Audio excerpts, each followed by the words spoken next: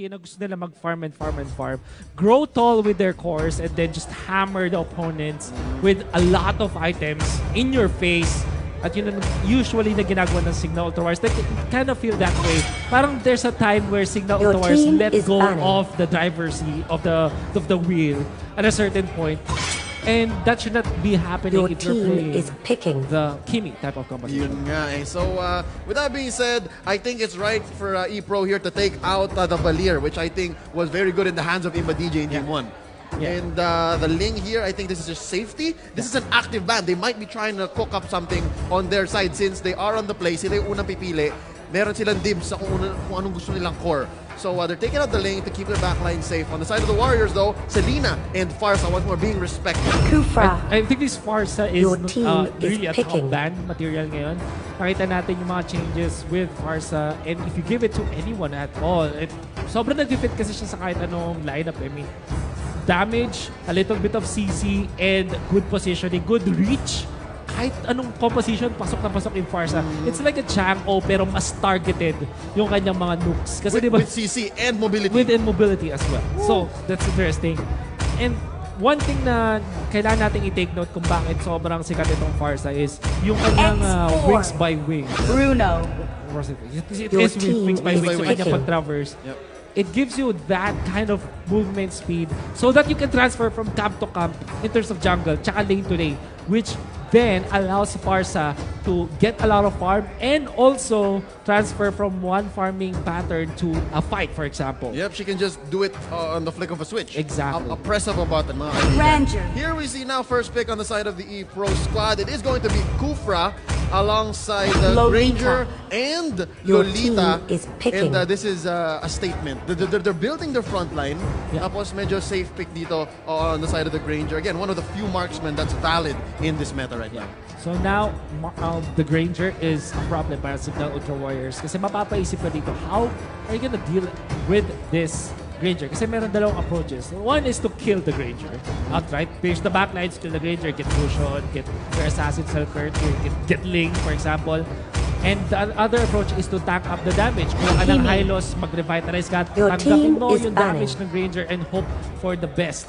And this time, Signal Ultra Warriors, we haven't seen the approach yet, but I guess they will fight fire with Kimi going up against this Granger. Okay. Even when Kufra and Lolita exist, nag-Kimi pa rin sila. This is dangerous for Signal Ultra Warriors. Dangerous, and they seem to be band-aiding their problem in Game 1. Okay. Game 1, they were lacking in late game. Right? They were so strong in the early game. Pero ngayon, they're like, gawa tayo ng insurance policy. Yeah. Mag-Bruno rin tayo. Yeah. And interestingly, this is a double marksman strategy. Your team is of course, this Kimi will build up damage, magic damage. An interesting call to mga Signal Ultra Warriors. This might be their last game of the season. Possibly. Possibly. And they will give us double marksman strategy na usually will not work this way. I think kasi sobrang crucial sa isang double marksman strategy na makuha yung Granger.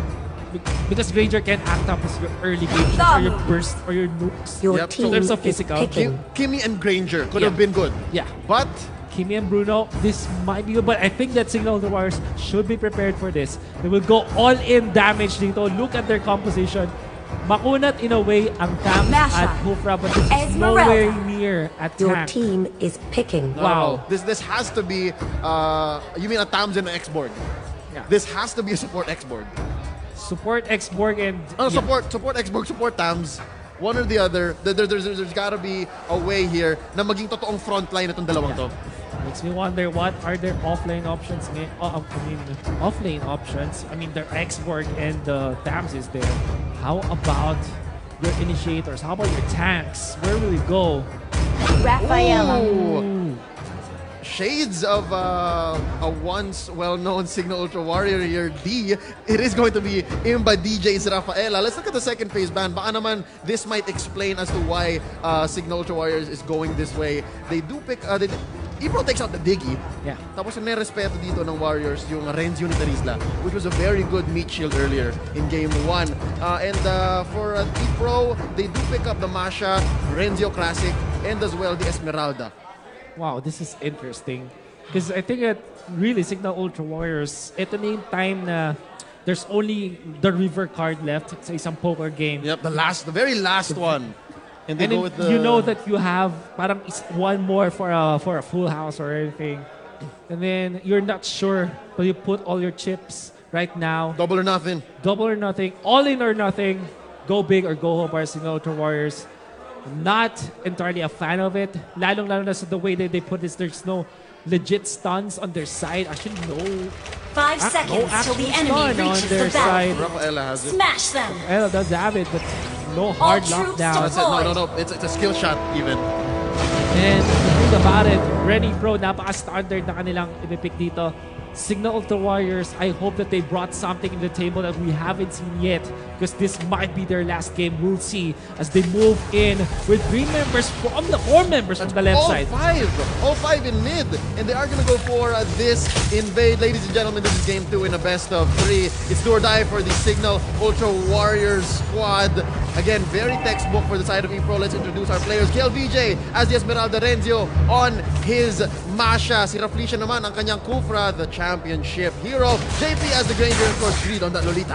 Now, on to Signal Ultra Warriors. Design niya naman ngayon ang ating Kimi Tets on this support export lap on this Bruno.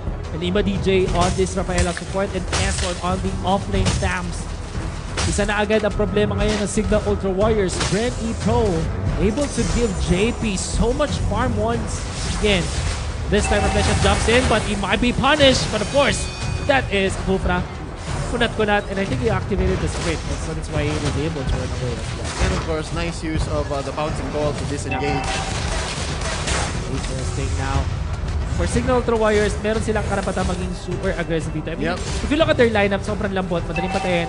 But in terms of damage, nako, hindi nagbibiro itong lineup nila dito. Surely, pwede kang mag-jump dun sa backlines, but when somebody goes in from BREN Pro at nag-focus fire yung Signal Ultra Warriors, anybody will melt. But again, it's that use of the focus fire. Yeah. I think you can call that Signal Ultra Warriors lineup. It's focus fire. Yeah. It's essentially I like just choose one hero and your mission is to take that hero out Exactly. and then move on to the next target. Which is true because ang AoE lang talaga nila dito ay ang X-Borg with the fire flame missiles and of course Tam's Contra Inferno. Yeah. Yun lang. So, we'll see. Kanina, ang kanilang explosive combo was the Valier Export. This time's a Tam's Export. So much damage that you can deal is, of course, Bruno is there. Well, again, ang pinaka-problema lang naman talaga ng Signal Ultra Warriors is sino yung haharap dito sa Granger and sa Esmeralda. I guess their way of dealing with that is to just escape the damage as soon as much as possible. Flap dealing so much damage onto JP. JP gonna have to back out here. And now they are gonna force the issue. Take out this turret. You were saying na hindi nila haharapin yung damage. No. They will try to dodge it as much as possible kasi mobile naman yung mga heroes nila dito. So try to evade that kasi medyo full-on skill shots naman ng BREN Pro. And then try to out-damage them. In a way, if a word exists. Oh, you know what? Mas marami kaming damage sa'yo. Yeah, siguro harapan tayo, pero mas mauna kang mamamatay kaysa sa akin. And I think what you're trying to go for is yung overload. Yung overload na lang nila. Pipilitin nila. And here we see nice DJ with the force defense. And here comes Tets with the last insanity on the Felicia and KLVJ. And here we go. The dance has begun. Tets gonna go down here with that jump. KLVJ with the kill. Flap as well. But Estes is going to take out the Esmeralda. Renzio going to force the issue here. Down goes 2-4-2. That is going to be Raflisha being traded out for the Bruno. You know what? Ang nangyari dito is that people do great, but Signal Ultra Warriors already with a very good initiation. But, and this is such a, sabihin natin malaking problema sa Signal Ultra Warriors that they faced. They didn't have lockdown that time. Hindi nila na-hold down yung mga members ng BREN Pro, kaya medyo nakatakas at nakabawi pa yung BREN Pro. It's their biggest problem right now. If they want to go for kills, they have to assume that BREN Pro will fight head-on. But if you're BREN Pro, syempre di mo gagawin yan. You're always thinking on the strategic advantage this time. Oh wow, synchronicity in effect, ladies and gentlemen. There goes KLVJ. Medyo mali, maganda yung pasok, pero pangit yung nangyari. JP taking so much damage here. Luminant blast by Greed hitting 2 members. Again, I was gonna say, KLVJ and Raflisha for perfect sync, Tyrant's Revenge and Falling Star Moon. Pero parang hindi sila nag-follow through. You know, this is what we're talking about. I mean, papasok yung BREN Pro, pero papatay na dito Signal Ultra Warriors. their damage is way too much. Overload the damage to counteract the initiation from BREN Ebro. It sounds nice. Mahirap siyang i-execute and I'm sure not all teams can do that. If anything, guys, don't try this at home. But they're doing it. Look at this. Doing it. They are up about 1,000, 2,000 gold, and they are pushing hard. After taking top, they are gonna go for this buff steal, and now mid is in jeopardy for BREN Pro. You can see some flashes of Signal Ultra Warriors aggressiveness this time. You will assume that game number 2, they want to stay for tournament life. They should be holding back, but no, they choose to be aggressive this time. They jump in forward. Grid now in trouble, and Grid will go down. Oh, Rafaela jumping in forward now. Only dalawa yun with the ultimate. Pero kita mo naman yung damage from Signal Ultra Warriors. Instantly napaback, but of course, the Esmeralda in there. Wow, what a nice snipe mula sa BREN Pro. Kill VJ with the Falling Star Moon, taken out Flap, and this might be the breathing space Pro needs. But there's Rafaela with the Tyrant's Revenge coming in. No follow-up with the Rage, still on cooldown. This defense is going to be monumental, mga kaibigan. They really need this. Pro needs this mid turret. If this goes Turtle down, this resurrecting opens up so soon. much of the map for Pro to take the very first Lord of the game after this turtle take. And it looks like, Signal Ultra Warriors. Yeah. It looks like this is a Warriors game once again. First game, 16,000 in the back, almost 17. And nakakuha nila. First two turtles. With first two turtles, indeed. Nice knife na naman mula kay Refresh dito. And again, synchronization. Napakaganda chase. But the damage is going too much. Para sa Signal Ultra Warriors na Flesha. 1-2 ball. At mag-aabol pa ang Signal Ultra Warriors. They lost the Flesh. The Rafaela. But it's not yet done. They jump in with Eson in there. Nakakuha pa ng additional kill ang Signal Ultra Warriors. And this is such an interesting tactic para sa Signal Ultra Warriors. Hindi nga to classic. Ang classic kasi na mindset for MOBA, more stands, more crowd control, more chance of winning, but this time more damage ang kanilang ginagawa. Yeah, they don't care. They're just going to lay down the numbers. By the numbers sila eh. By the numbers, boys. Yung stun, walang numero yun eh. If it has numbers, they want it. Yeah. And this looks like the lineup to do it. Once again, ladies and gentlemen, don't try this at home. Don't try this at Kahit home. 5 man kayo, kailangan yung practicein, and it looks like Coach Bluffsy has the formula down. Yeah. Iba na ang approach dito ng Signal Ultra Warriors. And this is what you need if you want to come back from a slump, right?